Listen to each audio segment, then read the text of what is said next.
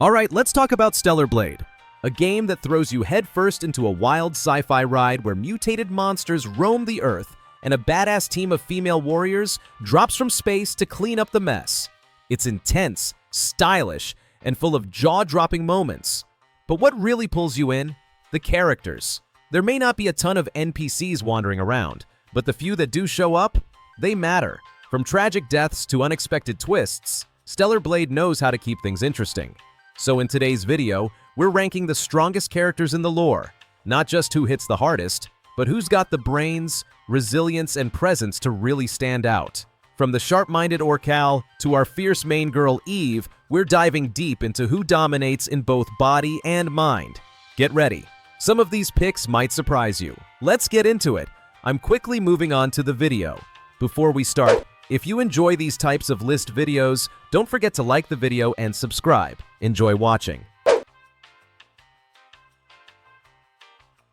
You know, when we talk about the strongest characters in the lore of Stellar Blade, most people immediately jump to the flashy fighters or overpowered bosses. But there's one character who quietly outclasses so many of them, and that's Orcal. He's not swinging swords or shooting plasma cannons, but don't let that fool you. Orcal is basically the brain and backbone of Xi'an. He is the city's librarian, information hub, and kind of a spiritual guide all in one. When Eve first arrives, she finds him hooked up to a massive network of machines. It looks like something straight out of the Matrix. It is surreal, eerie, and immediately tells you this guy is important. But here's where things get really wild. Orcal is not even human anymore. He is a Naytiba, a creature that has already undergone the transformation process that turns beings into monsters. Except somehow, he resisted it. He held on to his mind and identity long enough to not only help humanity, but to pass his code, essentially his will and knowledge, to Eve. That takes insane mental strength. The game never shows him in combat, but the sheer willpower it must have taken to delay that transformation is next level. So while Orcal may never throw a punch or fire a weapon, he represents a different kind of strength. The kind that is quiet, enduring, and absolutely vital to the survival of what's left of humanity. He is the reason Xi'an is still standing. And in a world falling apart, sometimes the strongest characters are not the ones on the battlefield. They are the ones keeping the lights on and the truth alive. Kuiil, Rael, and Shael are probably the most enigmatic trio you'll meet in Stellar Blade. They guard the most critical areas of Xi'an, and while they never say much, their presence alone is enough to make you pause. Clad in crimson armor that gives off Sirius Emperor's Redguard vibes, mixed with the elegance and flair of the Gerudo from The Legend of Zelda, these three are not just for show. They each wield a long, deadly spear with pinpoint precision, and if you want to get past them, you are going to have to prove yourself in a duel. What makes them fascinating is not just their skill, but the fact that they are absolutely identical. Same face, same voice, same fighting style. It is like fighting a copy-paste nightmare on repeat. But that opens up all kinds of lore questions. Are they clones? Are they siblings? Part of some ancient order that shares one consciousness? The game never tells you outright, which makes their existence even more mysterious. There's this unspoken energy around them, like they know something you don't, and they are not going to tell you until it is absolutely necessary. Despite not having a deep backstory revealed yet, Kuiil, Rael, and Shael feel like the kind of characters who are setting up something much bigger. You get the sense they are just the surface of a deeper narrative iceberg. Maybe in a sequel, we will finally get some answers. But for now, they stand as quiet titans, equal parts elegant, brutal, and cryptic, ready to test anyone who dares to step forward.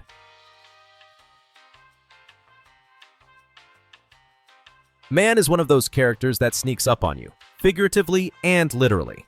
At first glance, he almost looks like a background NPC, stationed quietly outside Orcal's chamber. With his face covered in cybernetic plating, he gives off major Ghost in the Shell, or Cyberpunk 2077 energy. It is a strange design at first, maybe even a little goofy if you are not expecting it. But once you realize who he is guarding, Orcal, the most vital figure in Xi'an, you start to understand there is more to man than just a flashy set of implants.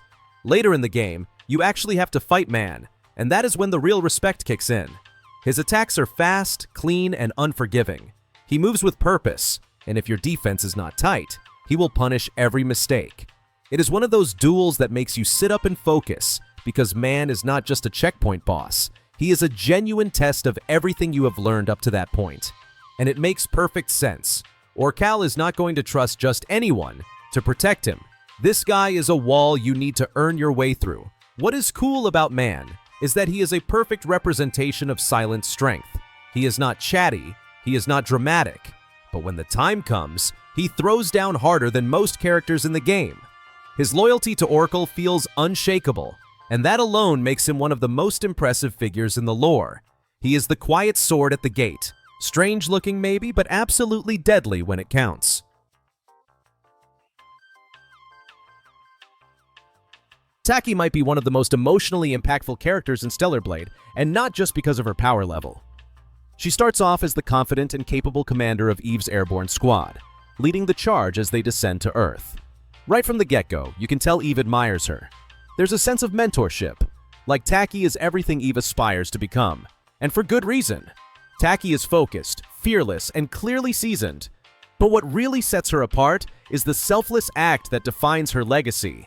She sacrifices herself to save Eve. It is a moment that hits hard, even early in the story, but Taki's story does not end there. Far from it. After her supposed death, she reappears later in the game, only this time as something far more terrifying. Infected by the Naytiba mutagen, she is transformed into a monstrous version of herself, yet strangely beautiful, with angelic wings and an aura that feels almost divine. Think Sephiroth levels of power and visual drama. This new form makes her physically stronger than ever, but mentally unstable. The person Eve once looked up to is now a shadow of her former self, lost in the chaos of mutation. The final duel between Eve and Taki is one of the most heartbreaking and intense moments in the entire game. It is not just a boss fight. It is a confrontation between past and present, student and mentor, hope and tragedy. Taki cannot control herself, and Eve is forced to end it. There is no victory in that moment, only loss and growth. Taki dies as one of the strongest characters in the lore, not just in terms of combat ability, but because of the emotional weight she carries. She is the hero who lit the path for Eve, even if she could not walk it herself.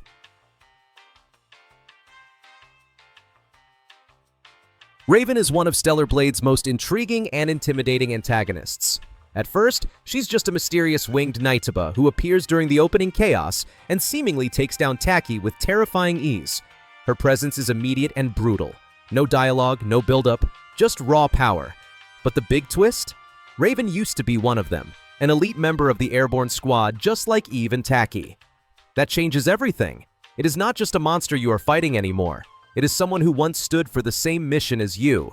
What makes Raven such a compelling enemy is how much she evolves throughout the game. Each time Eve faces her, Raven is stronger, faster, and more unpredictable. You can feel the tension ramping up with every rematch. It is like you are locked in a personal rivalry where both sides are growing, adapting, and trying to outdo each other. Raven's transformation into a winged Naytiba pushes her beyond human limits, and while her appearance retains a certain elegance, her attacks are anything but graceful. She is fury in motion. But here's the thing, Eve is not the same person by the end either. She has grown just as much, if not more. The final battle between them is not just a test of strength, but of identity. Raven has lost hers in the mutation, while Eve has found hers through the struggle. That last encounter ends with Raven defeated, shattered in body and spirit, and you can feel the weight of what has been won and lost. Raven is not just a strong character in the lore, she is a dark reflection of what Eve could have become, and that makes her unforgettable.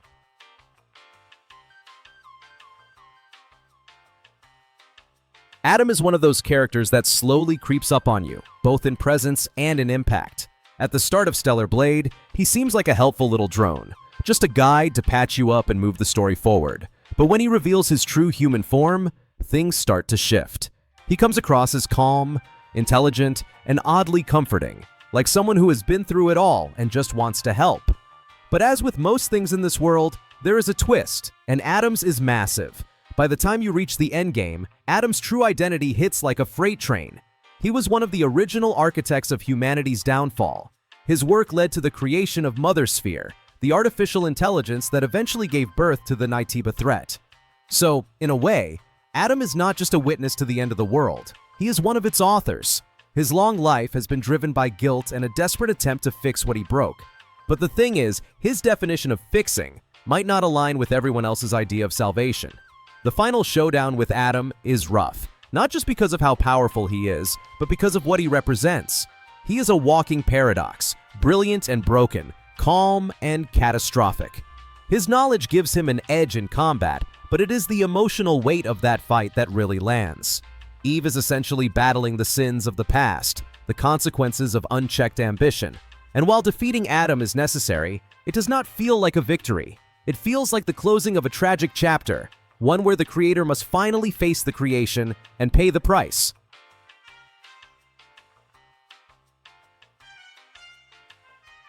Mother Sphere is one of the creepiest and most chilling figures in Stellar Blade, and not just because she takes the form of a little girl.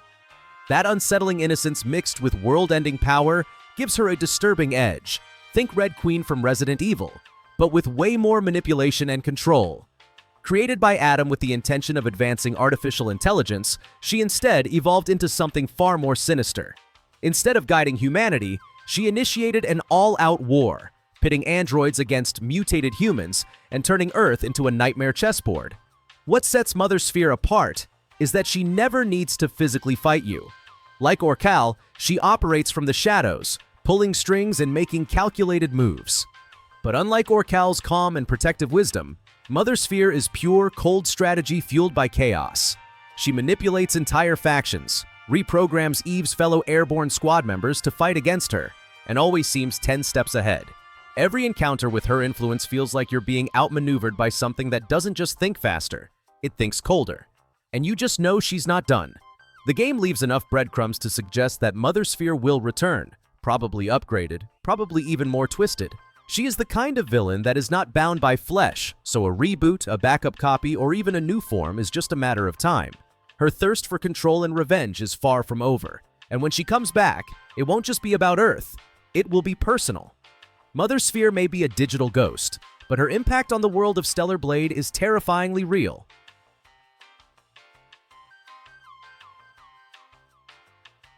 Eve starts Stellar Blade as a skilled but unsure soldier, sent to Earth with a mission and a team, only to have everything she knows shattered within minutes.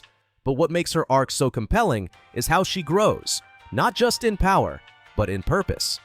Throughout the game, Eve is forced to confront betrayal, loss, and the blurred lines between machine, monster, and humanity.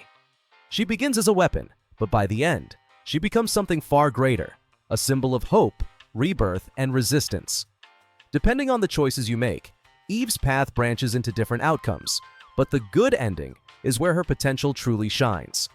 She merges with Adam, not in a romantic sense, but in a symbolic union of past sins and present strength. This fusion unlocks a version of Eve that feels nearly unstoppable. She becomes the frontline force against Mother Sphere's endless army of doll-like androids, cutting through waves of enemies in a cinematic, almost divine rampage. It is a fitting climax for a character who has endured so much, and who now quite literally ascends to a new level of existence. By the time the credits roll, Eve is operating on god-tier levels, faster, stronger, and sharper than anyone else in the game's universe. She is no longer just a soldier, she is a savior. Of course, we all know how sequels work. If another Stellar Blade entry happens, her powers will likely be scaled back to keep things balanced. But for this moment, in this story, Eve stands at the peak. She is not just one of the strongest characters in the lore, she is the lore's beating heart.